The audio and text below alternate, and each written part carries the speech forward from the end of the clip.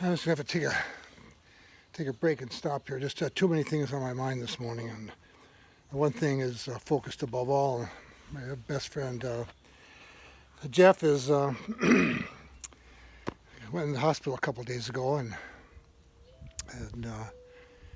last night they were trying to get the infection down. It's not COVID related, thank God, but he's got to have some immediate surgery today, noontime, and that's really heavily on my heart this morning. And Jeff is one of those real friends. My dad told me once, he said, "Son, you'll be lucky if you have 5 friends in your life." And I thought that was a joke. I said, well, certainly we have more than that. But think about it. I mean, how many friends do you really have, especially if you're a guy?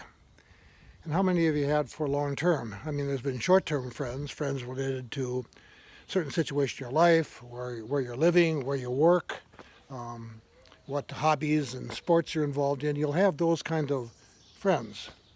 But after those individual events are over, what's left? Do you still continue? And more than just having contact with just one another, are you willing to be vulnerable? And that's the key, isn't it? Are you willing to open your heart up to another man? I know friendship amongst women is probably different. I don't purport to be an expert on that, but I can tell you a little bit about life's experience with friendship with men. And unless we are willing to be vulnerable to one another, unless we are willing to call for help, unless we're able to get beyond compare, contrast, compete as the way in which we exist, we don't have friendship. Now, I know Jeff's my friend because we've had that constant contact for 25 years now. 25 years. But more than that, Jeff was there when Sabina got her first cancer diagnosis. I was down in the hospital with her. I was out of control. I didn't know what to do, and I called Jeff, and he was there. And that old saying, a friend in need is a friend indeed, is true. And when my son died, Jeff was there.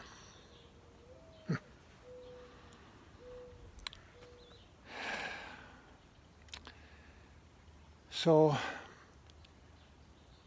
as a man of faith, I believe that God's there too, and that God will be with Jeff at noontime today, that God is with the hands of the surgeon, with the medical staff that surrounds him, that God is there and God will protect him, that God has plans for him, not to harm him, but to see him thrive.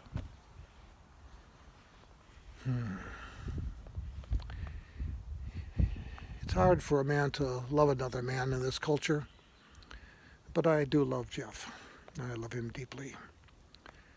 And he will always, always be my friend, come hell or high water, or whatever happens.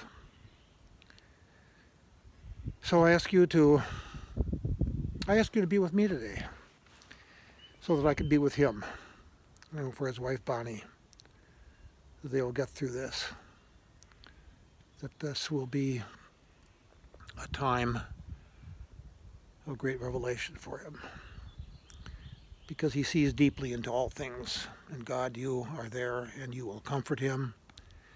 I know, because you promised us this, God.